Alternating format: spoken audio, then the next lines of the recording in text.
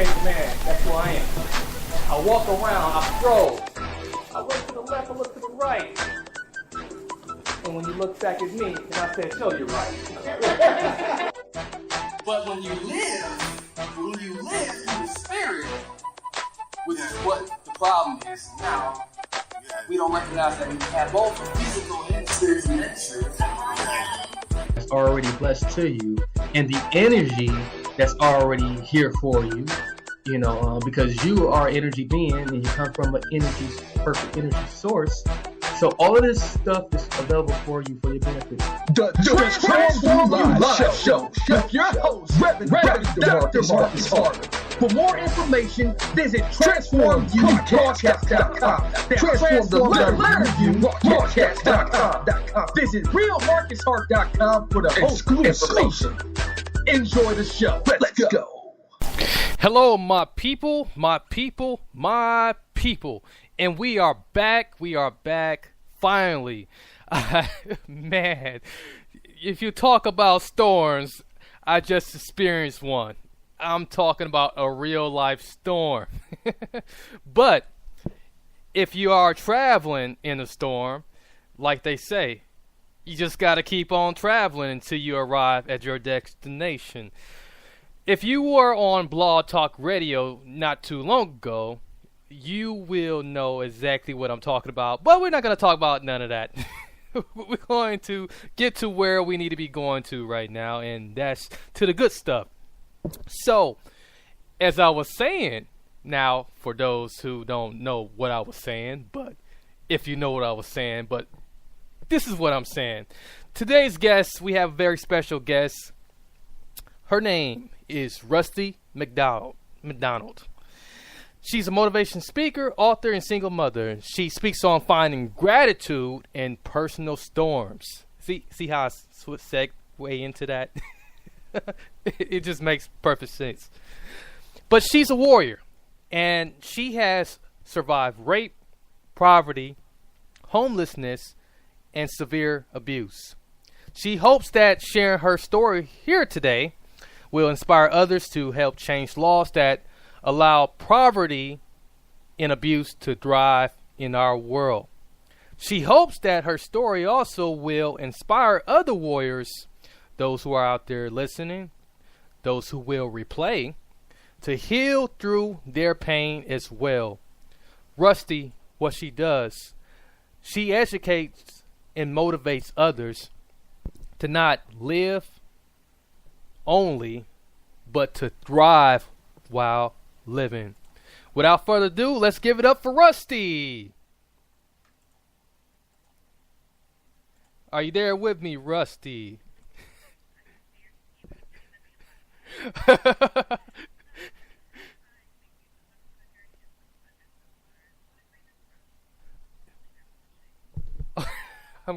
I'm glad you like it.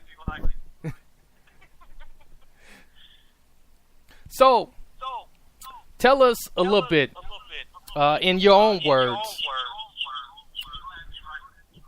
Okay, hold on, I got a little bit of milk here. I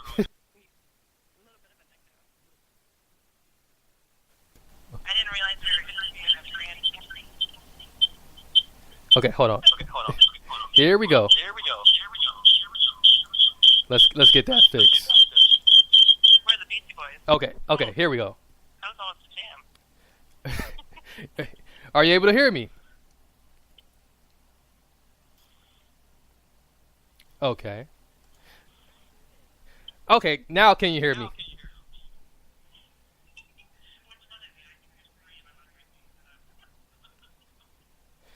Yeah.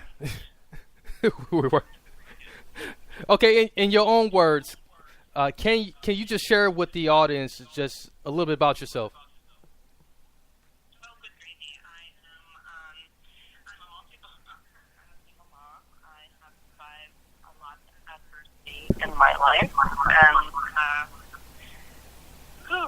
it has been a very tough path to walk. Not many could walk it and really come out on the other end and say, let's do it again. There's gratitude in the darkest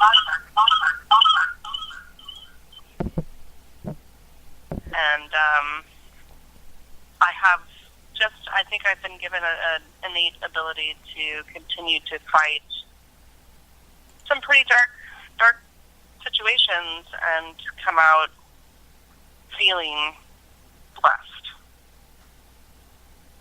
blessed. That's very awesome. So, just like to ask you, how did you find your passion? It accidentally found me. I grew up in a very severe, abusive household. I grew up marrying an abuser, and I became very, very sick. And when I became sick with celiac disease, it really made me angry. And this was kind of a transformation in going full circle in life.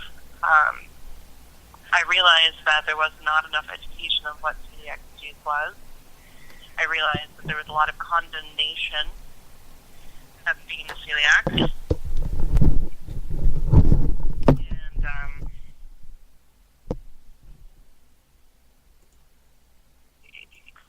I wanted to do something about that, so that if my children ever became, part of having food allergies, they wouldn't feel alone. So I started coaching specifically on celiac disease and how to survive and thrive with a food allergy. Intriguingly enough, as I grew into my practice, I decided to really dig deep into myself as an individual and the trauma that I had experienced throughout my life and what made me me, and realized that my story is a lot more to tell.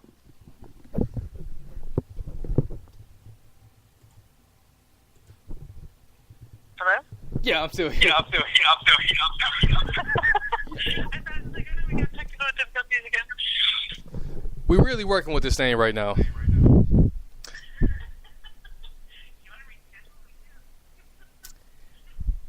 You know, oh, man, it just very interesting. Like, what's transpiring in this moment.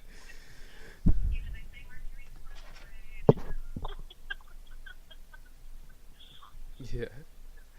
So tell me, what inspires you? I think what inspires me the deepest and most passionate is when I see individuals who, they don't have arms, they don't have legs, they don't have a house, they don't have the things that we take for granted. Especially as Americans, we take a lot for granted.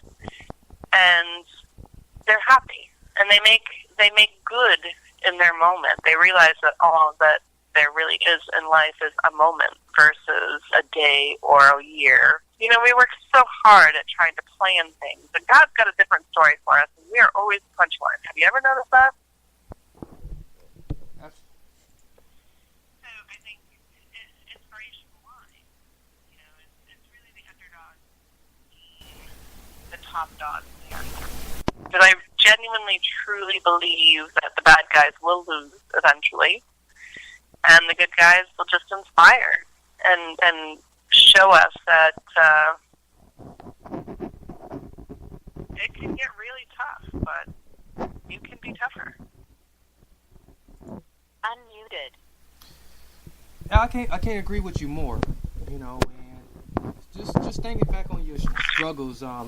How did you find happiness in your struggles? I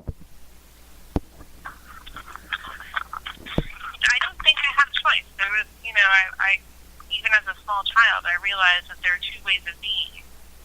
You can just lie down and cry and be miserable, or you can try to find something nice about that moment.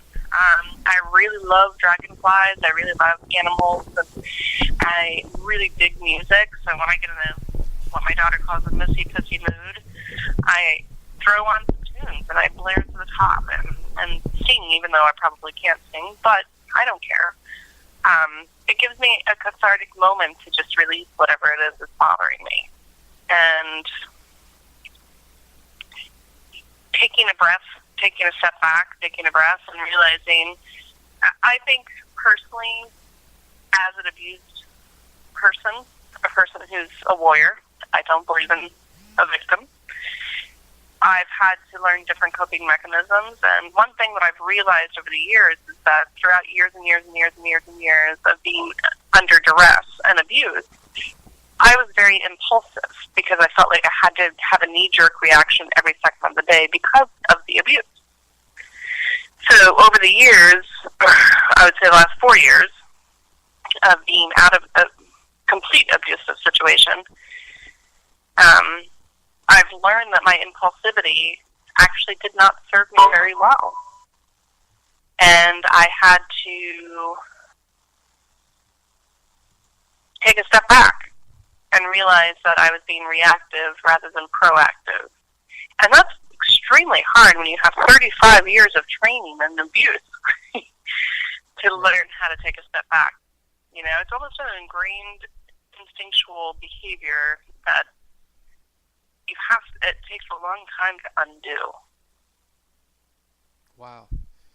That's powerful because, you know, and you really, you know, said something very important here. You said that, like, you know, once you have about years of, like, all of this being ingrained in you, you know, it's like it becomes you sometimes. But like, so how did you, like, pivot and begin to transform? You know, how did you begin to transform out of those years of just being conjoined to all of that? I think it's really intriguing. My story is a little bit unique in the sense that I like to read, and I like to ask questions, and I like to talk to people who are very fascinating outside of the box of living in the projects and severe poverty. And those were influences. Those were kind of the farmers that provided seeds for me that I might not necessarily had grown a full crop of, but at least I heard a little bit of their story, and that inspired me as a child. I had a little taste of different people, and I think my transformation has been happening my whole entire life, and I didn't actually realize it. But larger than that, when I became completely and utterly homeless in my late 30s, I'm going, you know, here I am, rock star of the world, in my mind. You know, I'm doing well. I divorced a man who was very toxic, and fundamentally was starting on my own path of doing really the things that I wanted to do. I had my own podcast. I was internationally known. I was speaking. I was writing books. And this is all the stuff that I wanted to do my whole life. And then all of a sudden, boom, I lost everything. And I really got a huge taste of what poverty is and how poverty is a way of enslaving people. And baffling with an education and intellect, and it just floored me how many times the people that so wanted to be a part of my life when I was doing well didn't exist when I wasn't. Wow, they just disappeared. Yeah, that can be hurtful. Huh? Yeah, I said that can be pretty hurtful. Yes, definitely. Well, and I'm naive in a lot of ways, and so here I am thinking, you know, I have thousands and thousands of people supporting me on my side, and I only have 2. And it was staggering. It was a staggering moment for me to realize how old I was, how hard I worked to strive to get out of poverty, how many years I was out of poverty, and then all of a sudden, boom, flat back on my back. Then I grew angry. Not angry in the sense of, like, punching somebody in the nose or anything silly like that, but angry in the sense that I felt that I needed to be proactive and loud. And poverty can be fixed. That is a very simple thing. It's a very simple fix. But people don't want it to be fixed. Right. And that's an issue. And people don't want domestic violence to stop because who are you going to control? We've had domestic violence, especially against the races and against the sexes, for how many years? Wow. thousands. You know? Yeah, and it's really ridiculous. There's no need for it, but there has been religious wars and skin wars and gender wars and age wars, and there's always constant some sort of war, some sort of way of putting somebody down. We're always going to have this group of bullies. And I sit back and I look at how intelligent we are as a species, how far we've come from scratching our nose and dragging our knuckles and you know, living in caves. We're not those people anymore. We've elevated, we've educated, we have embraced our two-leggedness. And yet we are still stupid. We are still making the same mistakes. So I tell my story in a half-heartedly humorous way because I don't believe 100% of people are going to listen. I believe 80% will. And that 80%, maybe 10% will take it seriously. And maybe 5% will actually do something. Because that's what we've done. We've lacked we're such a highly intelligent community, yet we sit down to a tube that gives us this falsehood of what reality is supposed to be. And that's where we're undermining our communities. Right. So when I tell my story, I tell my story in a very lighthearted way, because it's hard to talk about rape. It's hard to talk about a 25-year-old man and a 3-year-old girl. It's hard to talk about having welt marks so deep into my skin from stereo wires that my skin cried. It didn't bleed, it cried. Exactly. And having to put a T-shirt on that sucked.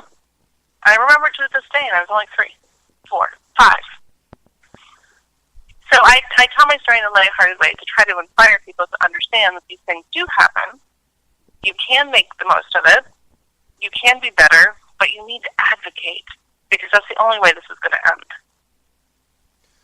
Well, what would you say, Rustie, to people who, find a real hard time being able to confront those feelings and thoughts they have that prevent them from, being able to, live life the way that you're choosing to do? Well, you have to choose to live life the way you choose it. So if you like the morose sadness of being destructive, go for it. Do it. If you feel innately like you want to have something different, but you're too afraid from that difference, which I call a Linus syndrome, Linus blanket, keep listening, because eventually you'll come out of your blanket. You don't have to do it right away. Don't push yourself. Don't think it's going to happen overnight, because it certainly does not. It took me 35 years. So don't expect that it's a miracle, snap of the finger, twitch of the nose kind of thing. It's a process. Always think of a seed growing under the ground. That seed doesn't see light. It feels. It knows innately that it has something that it needs to do, but it can't really articulate that. And it has to push through this barrier. Sometimes it's 2 inches, sometimes it's 4 inches. If you're a gardener, you know what I'm talking about. And it innately does this. And when it comes to the surface, it realizes its purpose. That was not intended to rhyme, it just happened to be that way. So, putting things into perspective is huge. Shutting the damn TV off is huger. Yeah, I think really, don't have cable. Don't do social media in the sense that you're on there every second of the day. Literally cut yourself off from those things, because you're missing out on living. Those things are not living things. Those things are animate things. Go outside, smell the air. Here I'm very lucky because I live across the bay. And every morning I get to appreciate this family of owls that live across the street, this really obnoxious toad, and some birds that live behind us. And we have this mist that comes off the bay every morning. And it literally is like when you go out to the car, you think that it rained all night. But it's just a mist. But the beauty of that is you get to hear the owls, you get to appreciate the toad's obnoxiousness, and you get to hear the birds tweeting and their morning doves. So it's not a terrible tweet. And you know that you have to go out to your car a little bit early to make sure that the moisture is off your windshield.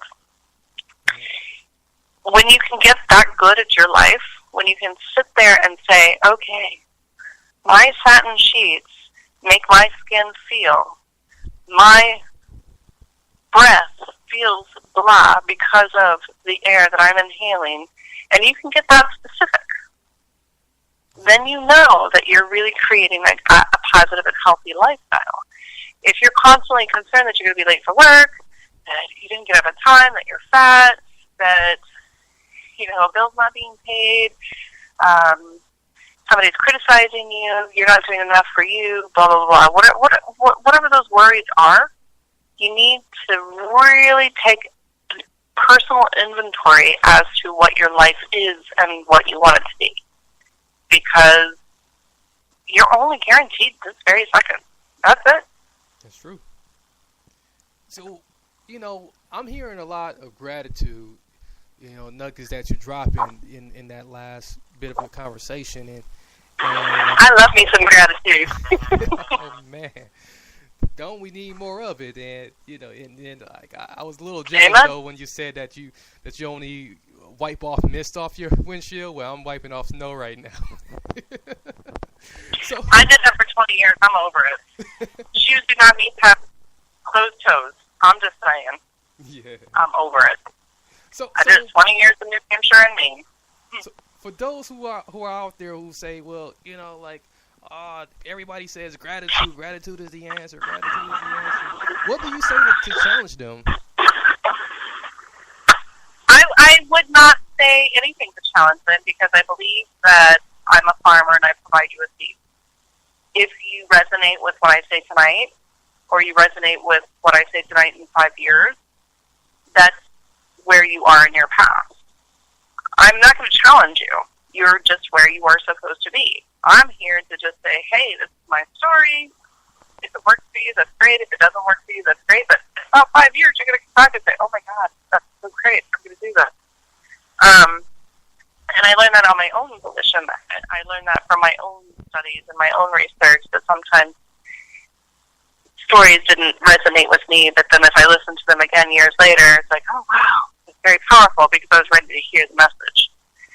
And gratitude, when you're living in your car and you have to wake up every 2 hours to move your car and to make sure that you're not being robbed, make sure that you're not being kidnapped, make sure that nobody's going to kill you because you're living on the streets. Gratitude is the time where you sit back and go, oh my God, I have a bed. I have a shower. I have a Keurig. Oh, I have a Keurig. I have hot coffee every morning that I don't have to go to the store for, and I don't have to wait 45 minutes in the parking lot to try to take a little bit of a nap.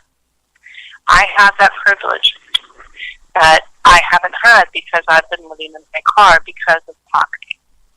Right. Because I'm working full time, but Northerners bring down Northern rents and have Southern wages, and up north, it's the same. So, you know, in perspective, I have a 1,600-mile perspective of wages and living conditions. And they all have the same theme: Northern rent and Southern wages. Exactly. You can work at Taco Bell for $7.85, but your rent's still $1,200, and the frickin' light company's still going to charge you a $400 deposit because your credit score is below 700. Right. Is that okay? Is that the way this country's supposed to be? No. No. That's the way we've allowed it to be because we're too stuck in our boob tubes. So that's the perspective that's really hard for people to swallow because they don't want to let go of their TV. They don't want to let go of their lineless blanket. And yet we have, since 2010, quadrupled our homeless rate in this nation, the richest nation in the world, mind you. since 2010. And it's not an Obama thing, it's not a Clinton thing, it's not a Bush thing, it's not a Trump thing, it's a legislation. It's a Congress thing. It's the people that we voted into office that aren't doing their job. They're getting paid $174,000 a year. I get paid $19,000. Right. And 12 months of that $19,000, it's $1,000 in rent. So $12,000 out of that $19,000 goes to rent. Wow. Where's the disparity? Wow, it sounds like you can take a lot of their jobs that's in office right now. I really love. Well, I told you, you got to coach me into figuring out how to run for office because I am in. I'm going to be 42 in 2 weeks, and I am so passionate. I could freaking be a chocolatier. That's how hungry I am right now. I want this to end. It's ridiculous. It is ridiculous. My daughter does not need to survive in a world that keeps putting her down just because of her gender and her skin color. And, it's the race wars are, I can't even believe they're still happening. When I was a little girl, I grew up in the South. And I grew up where the KKK was your neighbor. No, thank you. I'm good. I'm really good. No, that's not Christian. That's not human. It's not real. And so to continue to have these hate groups and these bully groups and these anti-women groups and the anti-race groups and anti-whatever, it's ridiculous. And we just continue to perpetuate and feed into that establishment by having TV feed into that establishment. Does that make sense? Makes a lot of sense, definitely. And then, I think once we eradicate poverty, we will eradicate abuse. So I was telling somebody on another radio show the other day, and this was in a very rich, multi-millionaire, people have Maseratis. Here I am with my little Toyota. And there's like Ferraris and Maseratis and all these fancy people with diamonds and things. And I'm like, okay, I got cotton. I think it's some gas clearance. and I'm driving to this radio show, and they're very, well-to-do. And he was very annoyed with my comment. And I said, I'd rather have a neighborhood with one poor family in each neighborhood than a neighborhood full of poor families. And he looked at me astonished. Like, why would I ever say something so stupid? The reason being is when you go to a neighborhood full of poor families, what do you see? Yeah. No, seriously, tell me what you see. Have you ever been to a project? I grew up in the project. Yeah. Sorry, my dog getting naughty. I have been to the projects, and I grew up in a low poverty household myself. So you definitely don't see some of the prettiest things. Well, but to dig deeper in that story, when you as a child, this could be your homework, because I give everybody homework. So when you go into the projects and you go into these low-income communities, what do you see? You see people who are angry, people who are frustrated, people who feel hopeless, children who get off the bus looking at hopelessness, looking at the same rinse and repeat every day sadness, looking at desolation, looking at things that their parents can't afford to do, like maybe register their car or, hire a lawnmower to come and mow the lawn. Just simple things. They're very simple things. And these children live with that. So do these children have any aspirations to be doctors or lawyers or nurses or dancers or choreographers or any of the things that, people in a middle class or upper class community would have? They do secretly. I'll tell you that. I was very secretive about my plan. Right. But I would never say it I would never say it out loud. I wouldn't be proud of it. I wouldn't be like, oh, I'm going to be a doctor. Shoot, what are you talking about, girl? It wouldn't happen. Yeah. You'd get your ass beat, personally. The neighborhoods I grew up in, I was the only white girl in the neighborhood, and I used to have to run home because I was the only white girl in the neighborhood, and guess what? That was a problem. And I have scars on my back from being bitten and beaten profusely because I was the only white girl in the neighborhood. You know, so there's not this ideology of being something any different than having to fight, having to look at oppression as, sorry about the dog. Okay. Having to look at oppression as something that can be fixed. They don't have that perception because their parents are so distracted with being poor and evictions and car repossessions and foreclosures and. So there's a level of toxicity that they give each other just by proximity. And I think the largest cure that we can have is if we take poor families and put them in every neighborhood. And that way the child has an opportunity to see nurses come in and out of their cars, to see doctors, to see lawyers, to see a variation of people that is different and can be very inspiring without the cloudedness of going into a neighborhood that is nothing but desolation and sadness. And that concept really threw these people back. And I said, well, that's kind of how I think we would solve that problem, because we would be able to inspire our younger people to be what they're meant to be. It's really hard to look in a crowd of people in the projects and see the lawyers and the dentists and the nurses and all these wonderful possibilities when they can't see it within themselves. Exactly.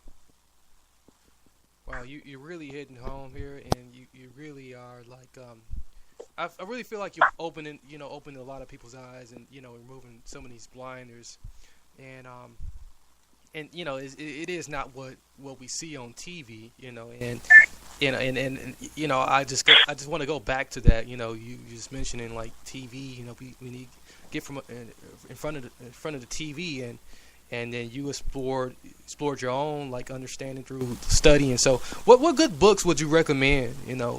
Is there any books out there you would recommend, or some other forms of studying you would recommend other people to just wake up? I think my most influential book as a child, and I had to read, I wasn't allowed to be outside.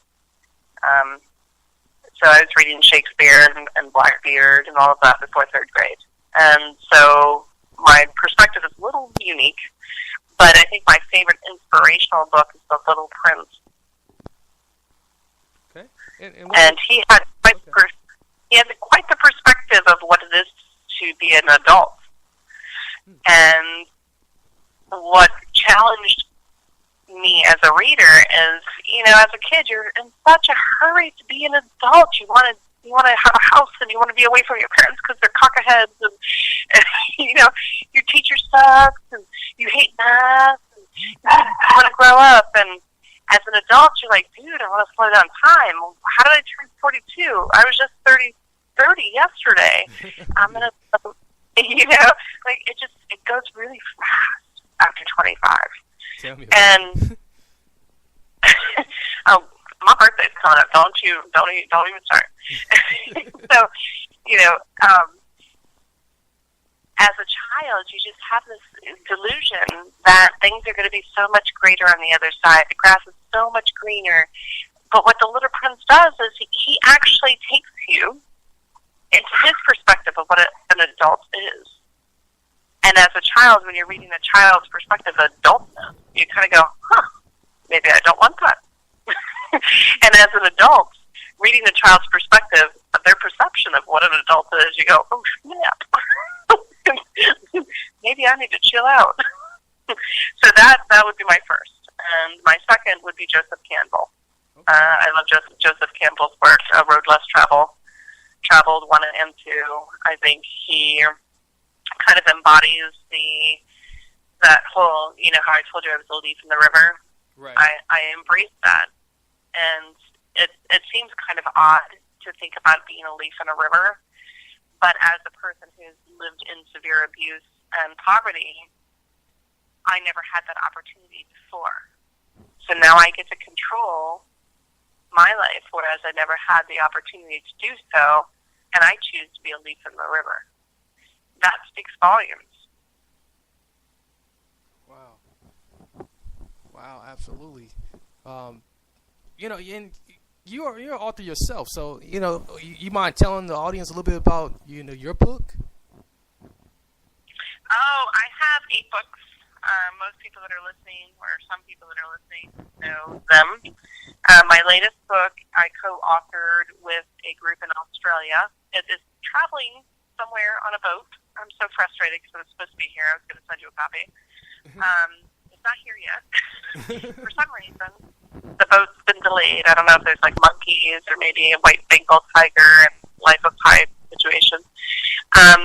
But it's called Healing Energies. It's through the Athena Publishing Group out of Australia, and I'm really, really proud of that piece. I've been working with another Australian magazine called, shoot, I'm going to forget it. It's oh gosh, I can't even remember now. It's a entrepreneurial magazine for women, Australian women, and it's inspirational. SHM magazine is what it is, and that's been very fun. It's just been really interesting to see how global these things go, and I've never thought that I would ever be that way. I just kind of thought I'd be in my neighborhood, like the Lemonade Girl, Lucy and Charlie Brown.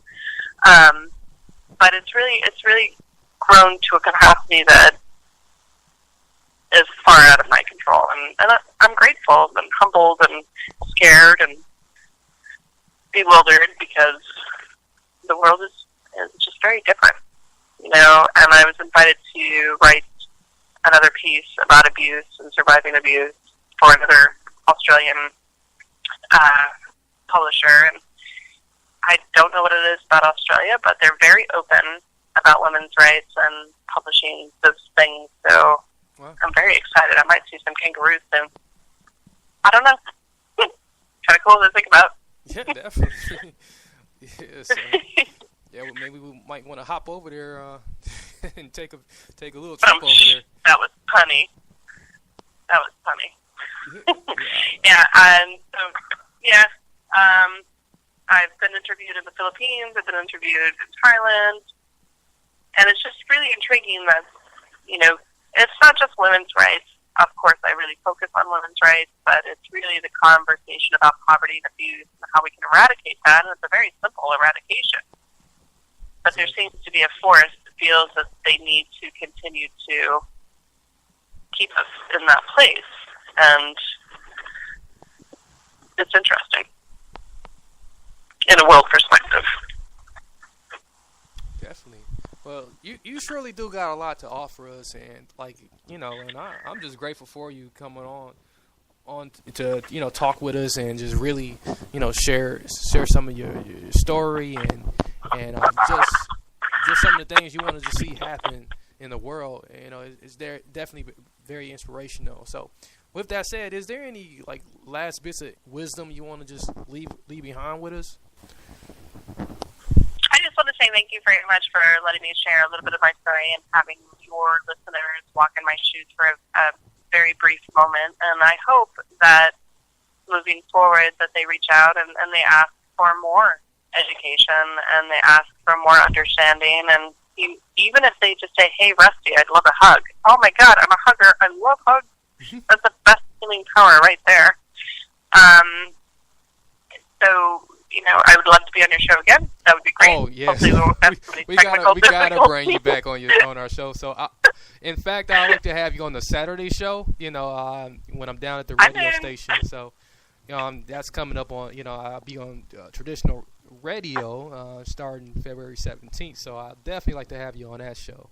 That'd be awesome. Yeah, no, I'm totally open to that, and I'm really, again, as I told you before, my passion is really to educate people as to what poverty is and what poverty doesn't have to be, and what we can do as a society to really hold each other up. It's not giving a hand out, it's giving a hand up. And when we start understanding the difference, our country, our world is going to be so amazingly powerful. Right. And the more people that get to hear that, and the more people that get to be inspired by that, the more hands that get to be held up. Not held out, and the better our world's going to be. Exactly. Wow. So, man, you're just a beautiful soul, and and I'm like, man, like I know I'm connected with you, but how else can the rest of the audience and listeners get in touch with you if they want to connect with you and find out more about what you're offering and what you're doing? Thank you for that. I appreciate it. My website is very jam-packed with all kinds of wonderful stuff. I blog weekly about my personal life. I blog about, poverty and how to get out of it, and landlords and their eviction issues and the laws and blah, blah, blah. So that's at Rustie, Rustie MacDonald, MacDonald.com. That's a great way to get a hold of me. And if you go to that website and you hit on Contact Me and hit the phone, it literally will dial my computer, and you can leave a message, or you can leave a message at 941-777-0621.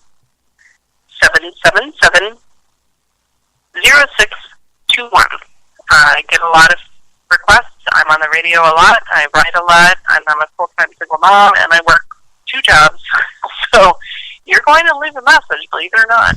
Just be very specific as to what your needs are, and I'll get back to you. I do speak all over the country, and you will see on my blog all the various speaking venues that I'm coming up with to do, and I'm very excited. This year is Healing Through a Storm, all about gratitude, and I describe what it's like to go through severe child abuse, severe spousal abuse, and homelessness, and still appreciating every single day that I had, because at least I was given another day to live.